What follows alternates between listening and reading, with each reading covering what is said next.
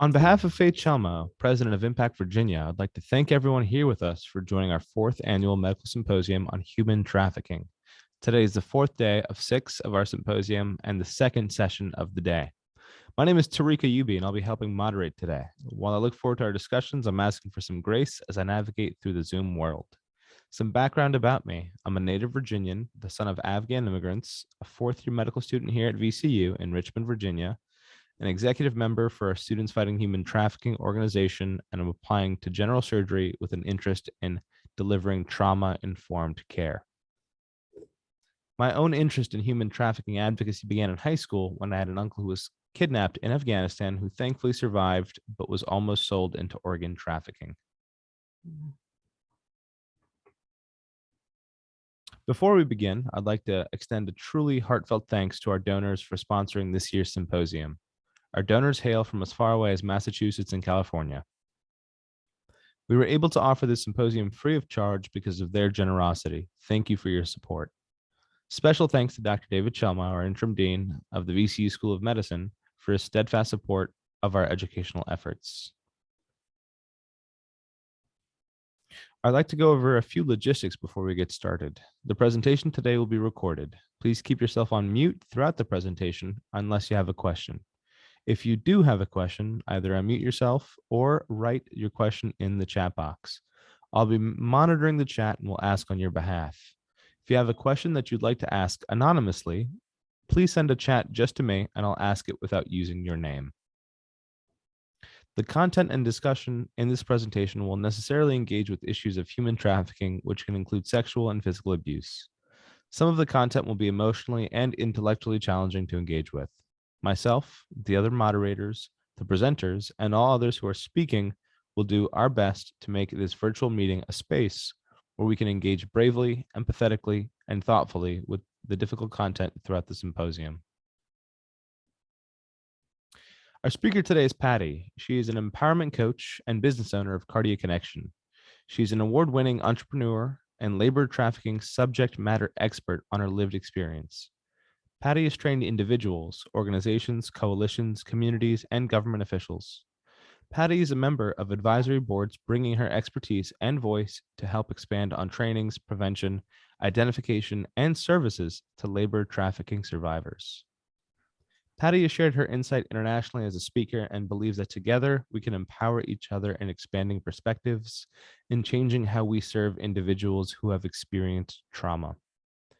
Patty has graduated with honors with a bachelor's in biblical counseling and a master's degree in human services counseling with a specialization in life coaching.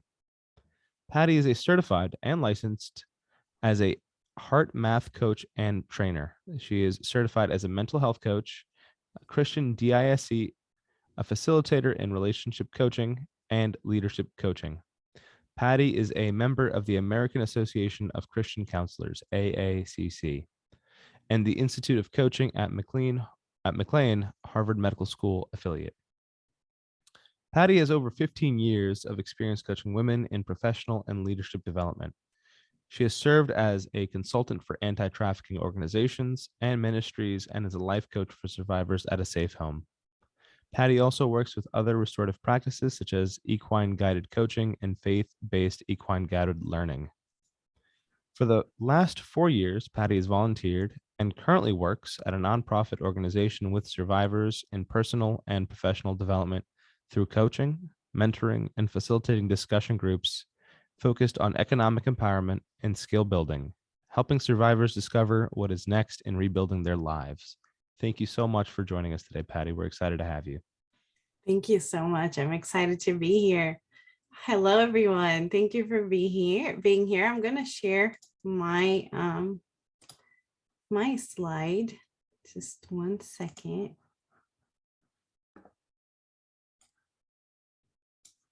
Can everyone see that? Okay.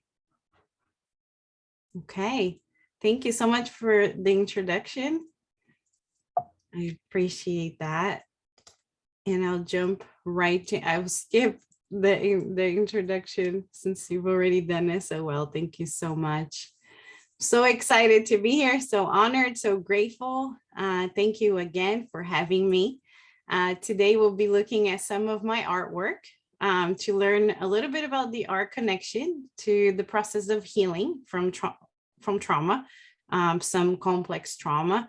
And I'll be sharing art through storytelling about my experience with healthcare providers and how a physician empathetic listening really helped me resolve some very serious medical issues for me.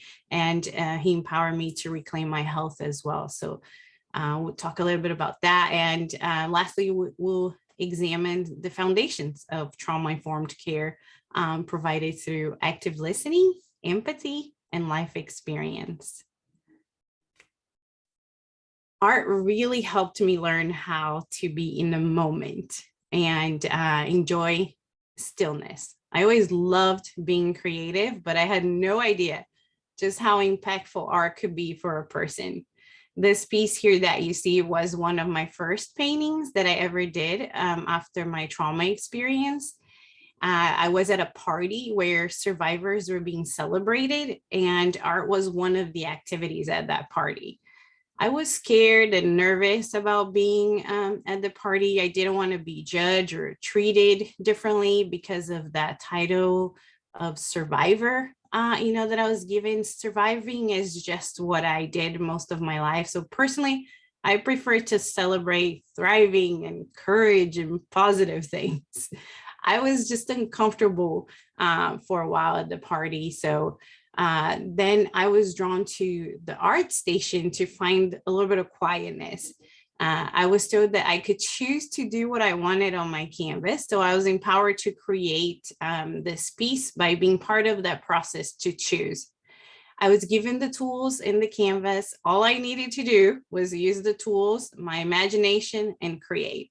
So I decided to copy what I saw on a picture that they had it on the table, and then I just added my own touch. I started painting, and I started noticing how calm and relaxed I was feeling, and I did find that quietness I was looking for. I was very intrigued and very excited. That quietness and peace when painting is such a huge gift for me to experience, and I continue to do art for that reason.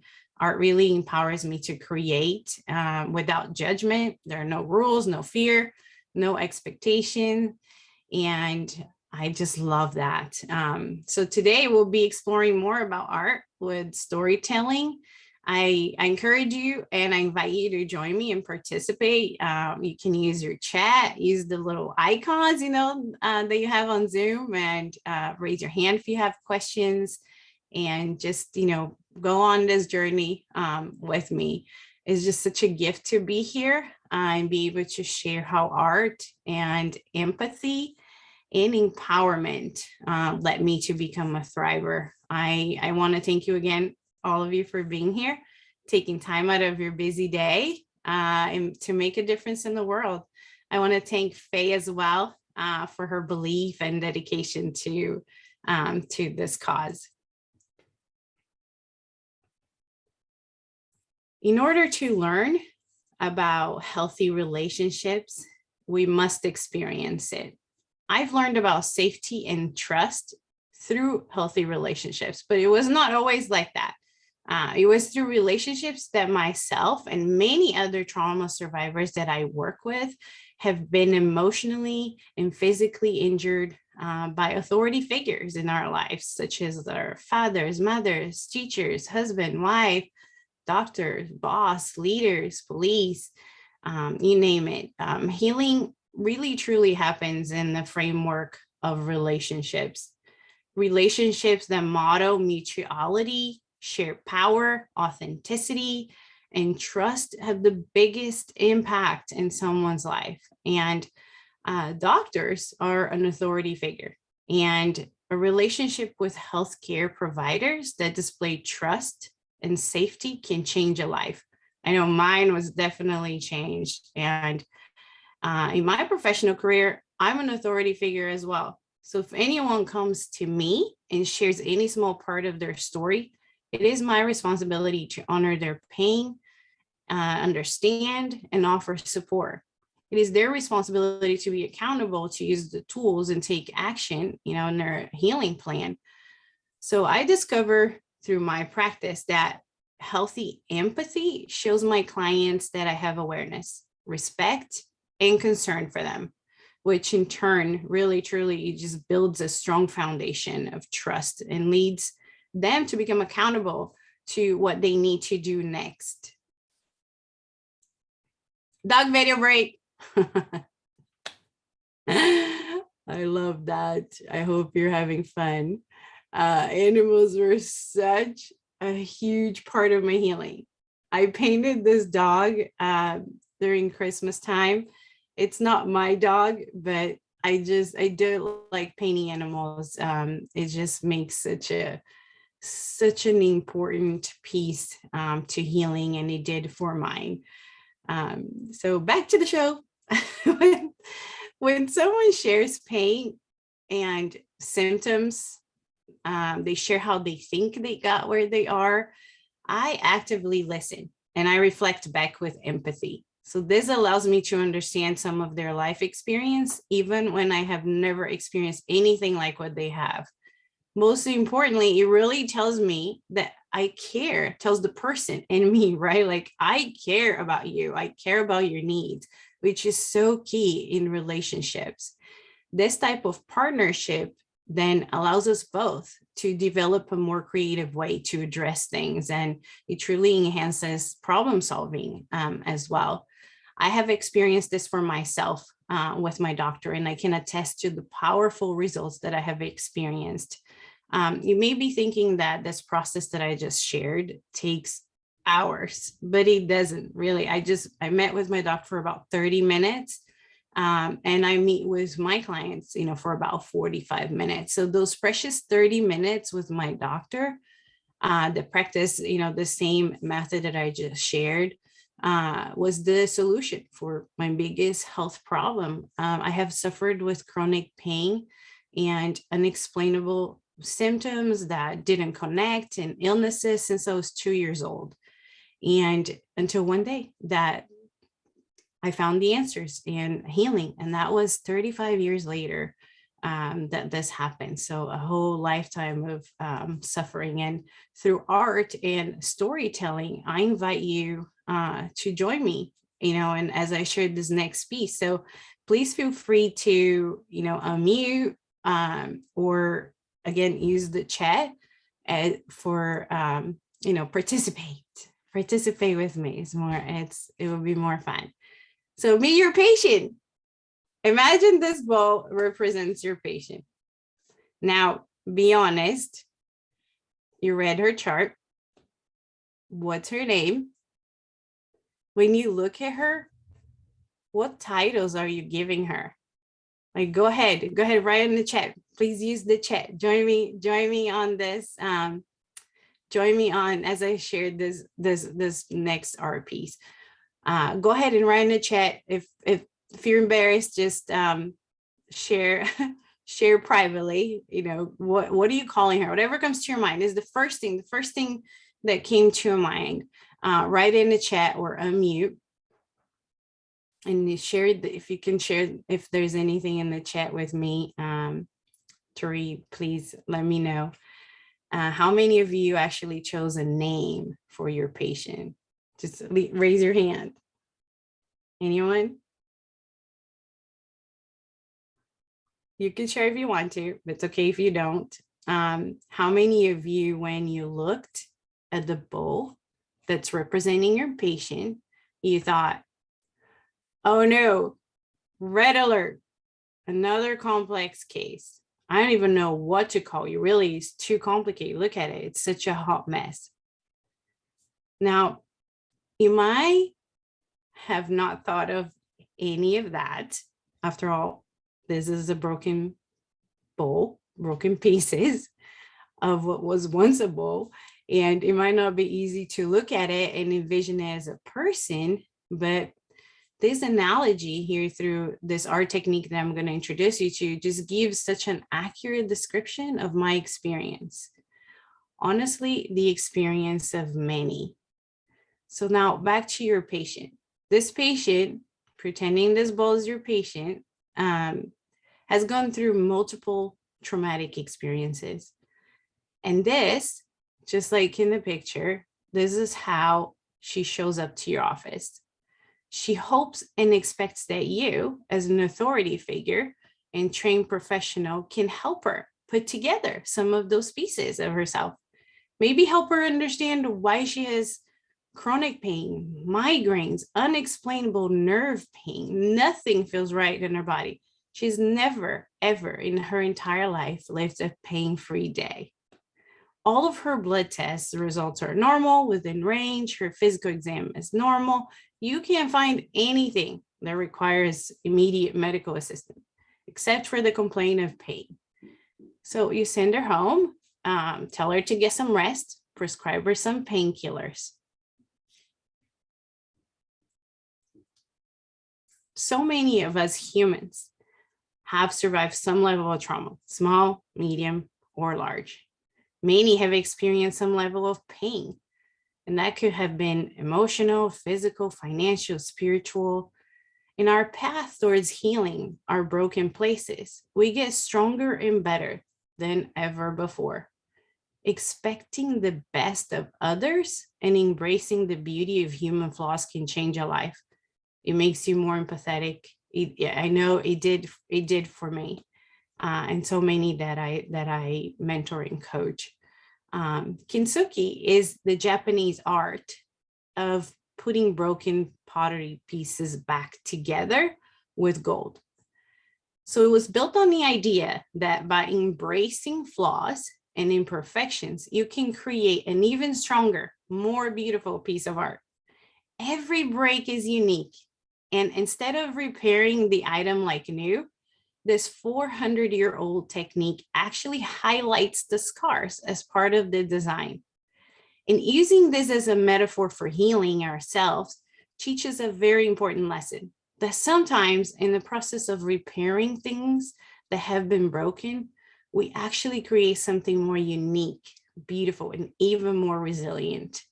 And this is I have discovered for myself when I created this piece that started out with that first one as all the broken pieces. And then this is where we got next. And then this is the final work using the technique of kintsugi, which is said to have originated in the 15th century when a Japanese shogun broke his favorite tea bowl. And then he sent it back to China to be fixed. But the repair, which was done at that time with metal staples, took away the beauty of the bowl. And so the shogun was so disappointed that he enlisted a Japanese craftsman to come up with a more appealing solution. And so that's how kintsugi was born. And so this bowl here that you see picture, it was my favorite bowl. I used it like every day. And after many years, it broke and I could not find the replacement. I couldn't, like, I know it sounds silly, but I looked everywhere. I just couldn't find one that was deep enough and easy to hold, that didn't burn my hand right away. So one day, I went on a retreat and I was able to learn about this technique, this art technique called kintsugi. And so I started to use the technique to glue my bowl together. And as I started putting it together, I started to panic, like truly, because I glue one piece before the other. And then when it was coming to the last pieces, they didn't fit anymore. I was so devastated. I was like, why it's not gonna be together. And so the artist that was overlooking, the work, she told me a little bit more about the technique. And she told me that the traditional kintsugi method uses lacquer to glue the pieces back together. And the lacquer is also used as a putty to fill in all the gaps or the holes where the chips from the original bowl might be missing. And this mending is the most difficult part because the lacquer could not be removed once it's dry. And so the pieces had to be put together all at once. And this artist that was talking to me, she was so strategic because she shared this with me because she knew, a little bit of my story, because I told her, and she knew that I was not happy that them about my bowl, that was not going to be together whole. I was just I get very sad that I couldn't put it back together. When I was looking at it, I couldn't put it back together. So I needed help problem solving. And I was able to glue the last piece on differently due to her empowerment and partnership. So that's another example, about the value of listening to someone's experience and coming alongside with the different perspective and empathy, to empower them to take action, to do the next steps. And her actions really paved the way for creativity, and it just boosted my problem solving capability. And then the bowl was whole again. So when I started to create, this piece, I sat down, and I just couldn't help it. And just remember how many times I felt broken with no hope of repairing any damage. Being sent away from doctor's office and hospitals with no tools, no answers, instead just being re-traumatized over and over again. It was so hard. In fact, I was so devastated that my bowl didn't look like whole, at first, that it was so triggering. Yet it allowed me to experience like a tremendous amount of healing.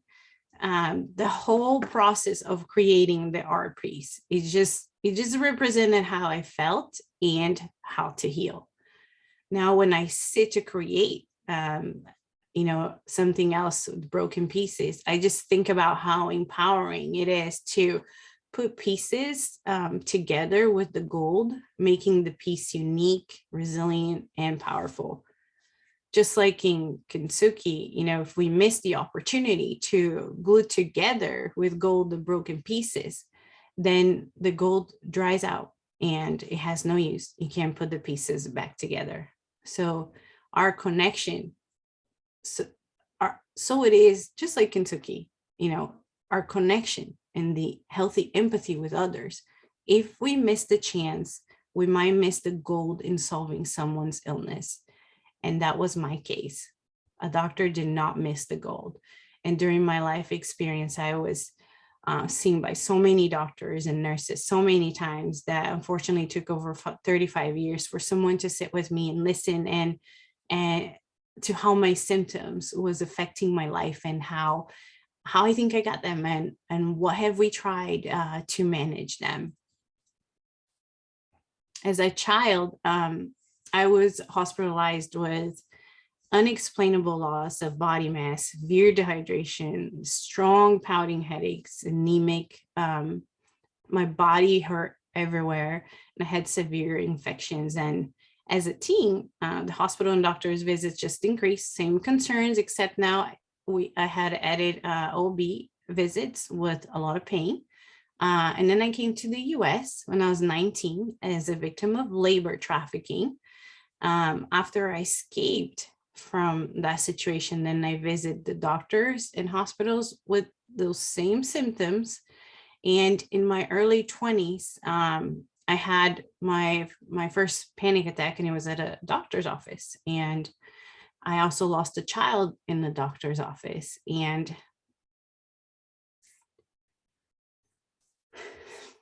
sorry, I was really traumatized by the experience. Sorry. We're with you. We're here. We're feeling. Do you want to take just a minute or two? That's okay. Yeah. It's not easy. And no, it's not. And that's why we're here. We're here for you. Yeah, we're supporting you. We love you. I'm grateful that you're all here to learn from these experiences. And the courage that you have to share this is so beautiful. So beautiful. Thank you. Thank you. As an adult, these just got worse. And one day I went to the doctor's office and I explained my symptoms. And she said to me, "You just need rest." I cried, begging for her to help me. And she said, "I can't help you. And making me feel sorry by crying doesn't help your case. I see patients every day and I look for symptoms. I do tests and I give medication to help. You have a prescription for ibuprofen. Your test results are normal. So please just go home and get some rest. You have 3 kids. You just need rest." So you see, I was not looking for someone to feel sorry for me ever. I was crying in desperation. I was in so much pain in my whole body. I just want to help. And feeling empathy for somebody never, never, ever, ever means you feel sorry for them. It means that you connect to what they have gone through and must be going through, even if you have no idea of what that experience looks like. So that one moment of connecting can open the doors for healing and for problem solving. When I worked in crisis stabilization at the hospital, my coworkers shared with me that they were only able to work with patients if they disconnected from the pain that they were sharing. Otherwise, it was too much to handle. And what they didn't realize is that disconnection does not serve the patient. It's not the answer to the professional's well-being either. Disconnecting does not allow for empathy and compassion at all. And important details about what the patient is sharing will be missed. And that could have been key golden in the treatment plan. Cat and dog video break. Definitely need this one. Again, animals were such a huge part of my healing. And meet my pets. These are my pets. I painted them as my cat Millie and my dog Fitz. Again, love painting in Christmas time. I guess that's my downtime. So I created this piece during Christmas one year, and I love my pets. They really, really helped me so much in my healing. In over 35 years of being in the presence of hundreds of professionals, there were only 4 who, through empathy, empowered me to allow myself the experience of healing and thriving. You see, I did live a life of traumatic experience, but I also lived a beautiful life just as much. I was able to reach my goals and make my dreams come true. I have 3 beautiful children, a very healthy relationship with my husband, and only because someone humanized my experience in the past. What do I mean by that? Like I was able to connect with those 4 professionals because not only they actively listen, but they show me that they heard me through empathy and then reflecting back what I was sharing. One of those professionals that I'm referring to, she was an office manager at the clinic. And I spoke with her for 10 minutes and she was able to connect me with the right professional to continue my healing journey. It was thanks to her who connected me with someone who empathized by listening and trying to understand that although my pain and symptoms didn't match the handbook, they were very real. The other doctors that I refer to out of those 4 is they did some tests and the results were inconclusive. So she said, I don't have the answers, but I do want to help you and partner with you to find them. And she helped me find someone who respected me and took upon herself to make phone calls to look for a specialist. She asked them, "Hey, I'm looking for someone who empathizes." She actually used the word, "I'm looking for someone who empathizes and cares more about the patient than the checklist." So let me tell you about this painting. I painted this with a group of women. And when I painted the hat, everyone was so impressed. They came over and they're sharing how much they love the hat, and they're so excited. They're so loud about it. It was really fun, really interested. Then I wanted to add my own personality to it. And I decided that instead of doing the beard, like, straight, like everyone else was doing, I wanted to match my curly hair. I was like, you know what? I have curly hair. I want to do his beard curly like my hair. And that was not the norm, right? Like when they came back to see the painting, they're like, okay, like, and they just mentioned, I love the hat. The enthusiasm was gone in the tone of their voice. And the leader of the group came over and said, tell me about the beard. And another person, said, I would have never thought about making the beard in any other way. Gnomes just have that beard that same way, not different.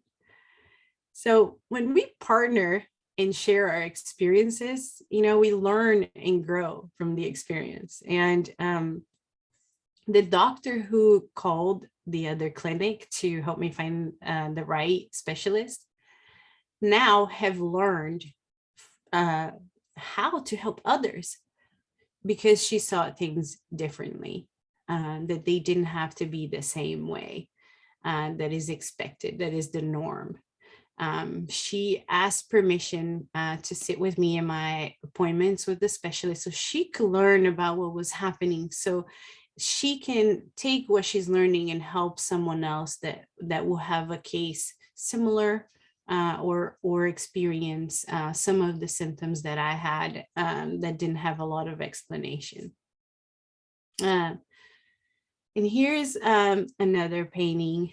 When I first thought about starting this painting, I was taken back about how complex it was going to be to complete it. I had never done something like this before. And then I had this thought, this realization, complex. Oh, that's like the most providers of healthcare, that's how they made me feel, like so complex and not able to help, and undeserving, really, is how and how I felt. A complex case, challenging, very challenging to decipher, with so many unexplainable symptoms that didn't match any diagnosis, so much fear of what they didn't understand. I could feel it in the room. And I know also that they were fearful because they told me, like, they just failed me and deemed my case too complex. They were not interested in going past the norm. And so they were limited also in their understanding about how trauma affects a person. I started to even despise the word complex because I had heard it negatively from so many professionals that I've seen. But no matter how complex something looks, all that is needed is to take that first step and look a little bit past beyond what the norm may be. I needed to know that somebody was going to try at least, and I needed to know that I was going to be respected and understood. And so I decided to paint this with all of that in mind, one step at a time, one color at a time, just patience and dedication and belief that I will get to the end of such a complex painting. And at the final stroke, I completed this complex painting, and I was so happy. I almost cried that it all came together, and now is ready and done to be admired and shared with joy. So finally, I was able to see that doctor who discovered, what was wrong and what I needed to do, not only to manage my pain, but to reduce it almost completely. When we first met, he treated me as an expert of my own life and experiences. He was the authority with shared power. He talked to me as equal and allowed me to feel comfortable with sharing my symptoms and validating my experiences.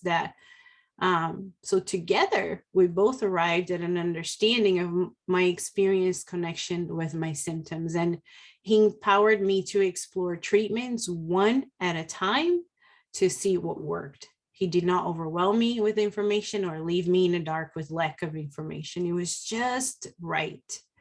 He was not too quick to prescribe meds. He respected my belief about prescribing medication, and he allowed time during the office visit to learn from me.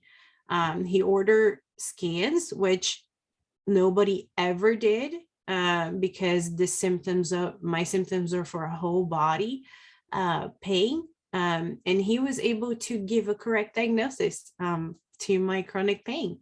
And he prescribed a medication to help, medication that is $8 a bottle, to help with the nerve damage pain that I experienced my whole life. He invited me into the conversation, regarding my own health, and he empowered me by being relational and empathetic to what I was going through. He was able to see and find others before could not. I talked to him about this presentation today and what he has done for me. And his words was like, Patty, like medically, I did nothing wrong. But as a human to another human, I empathized and I focus on not re-traumatizing my patients. So I just want to thank you, everyone, again for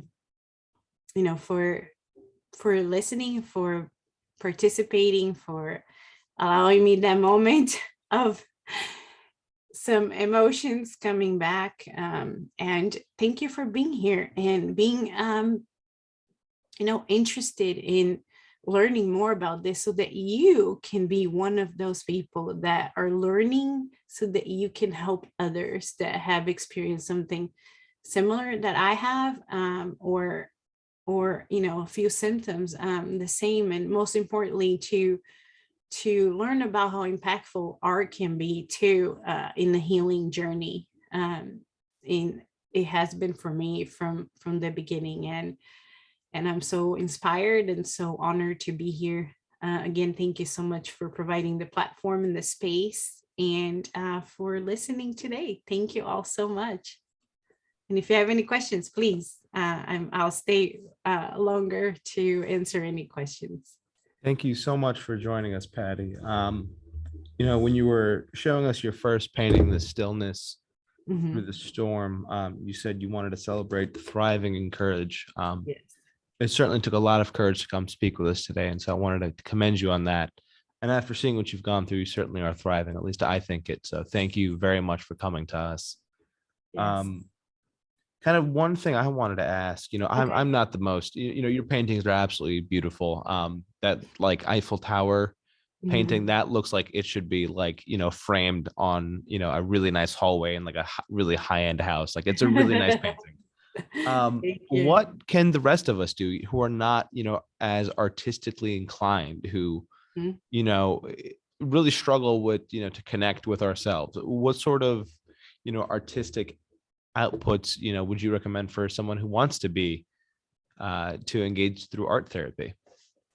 What I shared in the beginning about that painting, I wouldn't call myself an artist. You know what I mean? I just sat down and I looked at a picture, and then I just started painting. And I share also in the beginning that what I love is that there's no judgment, there's no right or wrong.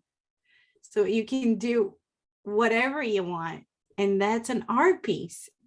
Just anything. It doesn't have to be perfect, which is part of what I talked about with the kintsugi bowl. art also have that tendency that we want it to be so perfect. I know I did for me, like I wanted to be so perfect, like the bow and that complex painting. I wanted to be so perfect. And I had to remind myself that over and over again, that it's not about that. It's just about the stillness of sitting there and allowing whatever you're doing. It could be a drawing, it could be a stick figure, it could be like just doodling is what they call it. It doesn't have to be big. It just has to be that first step, like I shared, from my painting, just sitting down in with that mindset of stillness and quietness, and just letting your mind be free to create whatever. It doesn't matter. There's no judgment. Anything and everything counts for art. And one really interesting thing you kind of brought up, and I kind of wanted to touch upon and add, when you brought up the kintsugi, you mentioned that the shogun, Yeah. sent off his favorite, teacup or whatever it might have been, Yeah, and they yeah. they stapled it together. Right. And what he ended up needing was that golden lacquer. Mhm. And it really made me think, sometimes when you try to hide the thing that's broken and you try to really make it look not noticeable by just putting the smallest amount, Mhm. those two metal staples, I'm sure that cup didn't work and it leaked. But Right. only through really highlighting it and making it obvious with the contrasting lacquer, Mhm. that he finally get that piece back together, and it works. Yes. And so sometimes it's worth not hiding our own traumas. And I thought Right. it was a great analogy and a beautiful expression. Right. That's so true. Because I did try, because of how I was treated. When you say trauma and you go to the doctor, you immediately get put in a category. And so that makes you not want to share, that makes you want to keep it inside. That if you share, I'm feeling depressed today, like, am I going to be put in some category? And that's why I use that broken pieces, like, and I invited you to share. Thank you all for sharing in the chat. uh, and that's how it feels. Like you have some pieces that are broken. We all do. We're humans. Like nobody's all all put together perfect and life is great and let's move on. We all, especially now with COVID, oh my gosh, we're going through so much together. And if we share at a doctor's office, are we going to be put on some category that now we're looking at only that, that I'm feeling depressed today, and then everything else doesn't matter? The pain that I'm going through is not important because I'm depressed. So that's what I wanted to express with that when I shared this is your patient. And, That's like literally how it feels to for me and so many people that I coach that has and gone you're through you're trauma. totally right about it. I mean, we've all done we're all medical students, or a lot of us here are medical students, and we've done outpatient rotations. And you'll see those chief complaints and you're thinking, oh shoot, well, my attending wants me to see a patient every 20-25 minutes, and Mhm, someone wrote down, this visit will take longer than expected. mhm. And it's very easy to, because of all these external pressures, forget why we're here, Right, and right, we'll throw away, the person for their chief complaint. right. um So true. and yeah, it takes a lot to step back and kind of put yourself back in your own, perspective, and realize this is a person I'm dealing with, not a chief complaint. Right, So thank you for sharing that again. right. It made me reflect a Absolutely. lot about, my own practices, my own self, which is important. So thank you. Yes, absolutely. It's a pleasure. It's a pleasure. Thank you for having me here and listening. Yeah, Patty, I really loved how you used the art analogy to talk about your trauma. I have never understood trauma in this way, and it just resonates with me. Um, I loved your first slide where you said that you found joy in the stillness. Yes. The fact that you relished in that, you discovered that stillness. And I think that's what we all need. We all just need some kind of stillness so that I think it would be a starting point for Right. empathy. Yes. That's my Absolutely. feeling, but I love your artwork. I feel like the beauty in the imperfect, our patients, we're imperfect. Our patients will come to us imperfect. They'll come to us broken because we're also imperfect and broken. But if we could, in those 20 minutes, do something to help them put a piece back. Right. I mean, there are things that you can do in 20 minutes that are empathetic, right? Yeah. Like, for example, could give us examples that things that you could do in 20 minutes to show that you do care. Yeah, like I shared, that's why I shared. Let me stop sharing here so we can see. Like that's why I shared about the office manager, that she was speaking to me for 10 minutes. And and that was over the phone, and I felt like hugged and loved because all she did, I mean, it's so small, right? But so big, like for the other person. All she did is to repeat back to me, what I just shared with her. Like, hey, I've been to so many doctors at that point that I even got quick in sharing that, like, I have this, like, just what can you do? And I share with her the same way, like, hey, I had chronic pain my entire life, and all I want is to know what it feels like one day, even if you can give me one day, because I was desperate, just one day of pain free, just so I can know what that's like at least. And she just said, oh my gosh, you've been through a lot. Let's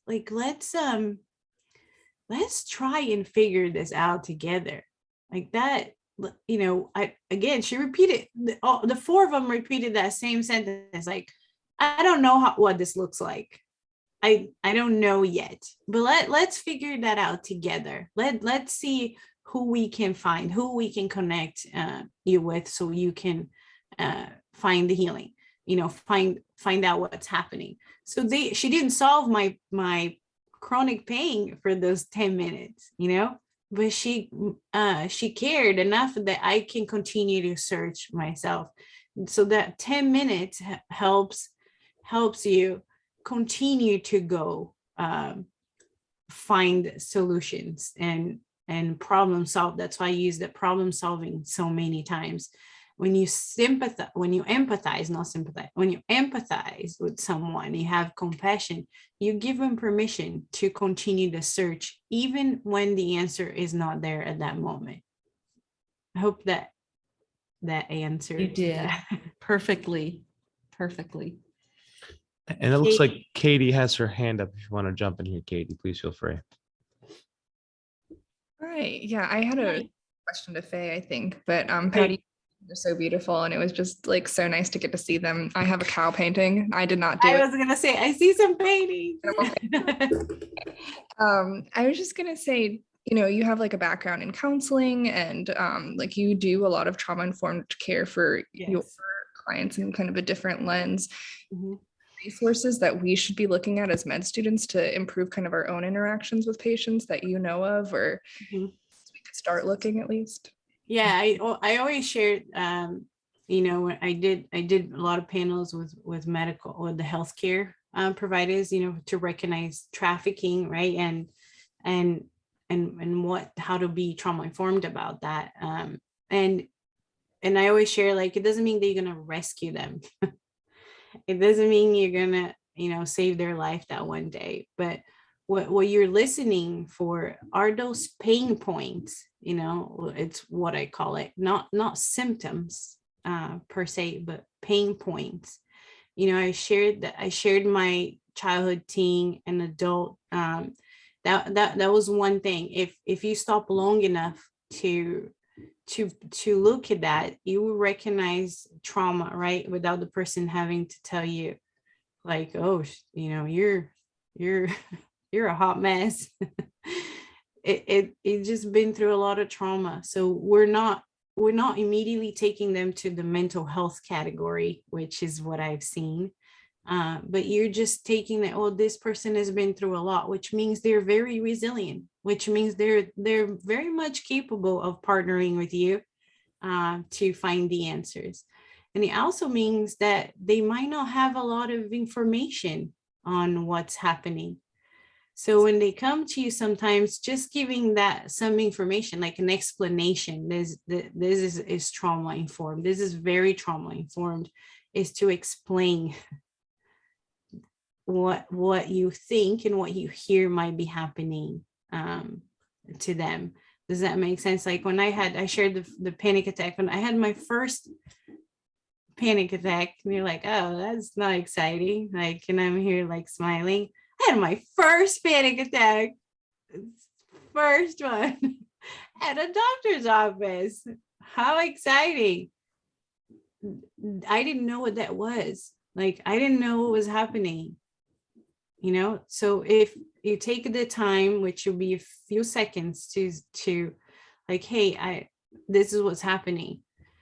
Your nervous system, will, oh, okay, I'm safe. Somebody's telling me what's going on, instead of just treating and rushing, which then the nervous system gets, wait, like, okay, this is serious. Somebody help me, and that's how most visits were. So not trauma informed, meaning it got more intense, the symptoms and the things when we go to the doctor's office, because it's an automatic, right? So we have to catch ourselves in our career. Like you see things like, oh, I know what this is, to yourself, right?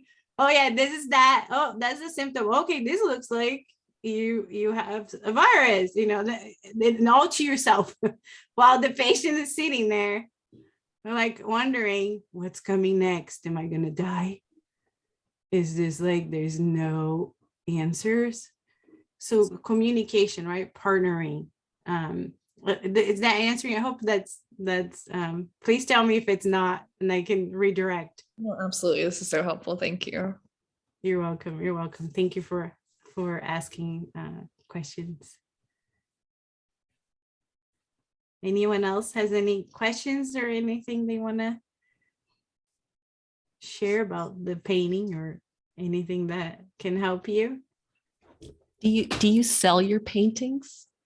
I haven't yet. I was doing it, was just for me, and I didn't think about like that this was something, I didn't think that this was something I could do. I was doing it for me, to find that quietness every time I do it, to find that quietness. If you're working with somebody that has been through multiple traumatic experience, it's very loud. The nervous system it's very much a lot going on, and so the quietness and the stillness is the biggest gift that comes through art. Yeah. And it does happen, and it teaches the person, how to experience, how to calm down the nervous system. And that's a tool as well. If you all like, when I share with your patient, that's a tool. Let's draw, let's do some type of art that they learned how to find that quietness. Hi, my name is Liz. Thank you so much for the presentation. I just wanted to quickly share that I recently, during fourth year, needed some sort of outlet to find quietness and stillness from all the anxiety from the past 3 years. And so I've been embroidering for hours during fourth year, sitting there with needle and thread and just making like designs and things like that. And I'm not a very good painter. Very good. But I have really taken to embroidery, and I don't think it's something I'm gonna ever let go now. I love that. I did that in my childhood. So again, asking questions, right? Asking questions is the best thing one can do. I did that as a child, and that's how I got through all the experience, all the beatings, all the things that was happening. It was doing embroidery. And again, going back to the perfection that somebody asked about art, right? In the beginning, like, what if I don't know how to paint? When I did the embroidery, I could not make the back look like the front. Oh no, I don't even try to do that. I just could not. I said, I'll buy more thread, but I would not. I'm done trying to make the front look perfectly like the back. I'm gonna make the front look perfect, and I'm gonna glue the back on a frame. Yeah, use iron like a Nobody piece of needs to material on the see. back so you don't even see the back. Yeah. There's so many things that's perfect example. Thank you for sharing that you can just ask your patients sometimes just to help that quietness, that stillness will make a huge difference in their health. I think that embroidery is a great example. We're always putting up that like perfect front. We're always, we want people to just see just the front side. And the reality is, if you just, look behind the embroidery piece, you take it off the frame, you're like, ooh, that's a lot messier in the back than I realized. The truth of it is we're all pretty like it's just really messy, and you don't want to show people that. It's we all want people to think that our lives are exactly like that front, or that that Instagram worthiness, and it's just not. And we need to appreciate that. Exactly. And that's another reason I share about the authority figure. This is also trauma informed. Katie, that remember always that when we are in front of someone else that's coming to us for any type of support need, we become the authority figure, and that dynamic is so important to be aware of in trauma response. Like you said, we all have been through something that was traumatic. I mean, I'm yet to meet someone that hasn't.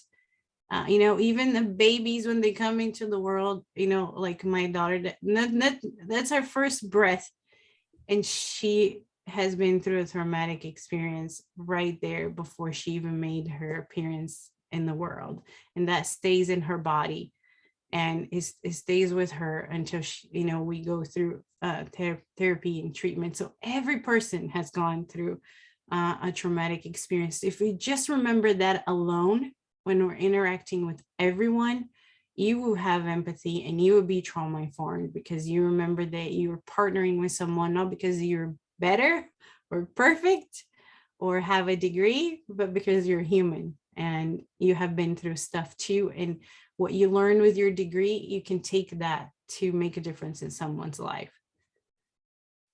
Patty, when Patty and I were talking about this series, one thing that we were really hoping, and I can speak for myself, that this session would be an empathy building exercise, or an empathy reminder exercise. And I hope all of you on this session has been reminded of your potential. Everyone has empathy. Everybody sitting in the session has empathy, but to see it in a new light. And I hope that we have achieved our goal. Yes. Achieved the purpose. And I certainly have. I certainly feel very blessed and touched by this session. Renewed. Oh, thank you. Thank you. Thank you so much. And if no one has any more questions or any of the last points, I'm going to stop the recording. But again, I wanted to thank you so much, Patty, for coming. Very, powerful, very courageous, but also you forced a lot of introspection, which I appreciate. I think Dr. Rigby does want to jump in here for one last comment. Okay. Oh, no, I was just going to say, could the students stay on? Maybe we can do our debriefing now rather than waiting. I mean, as much as y'all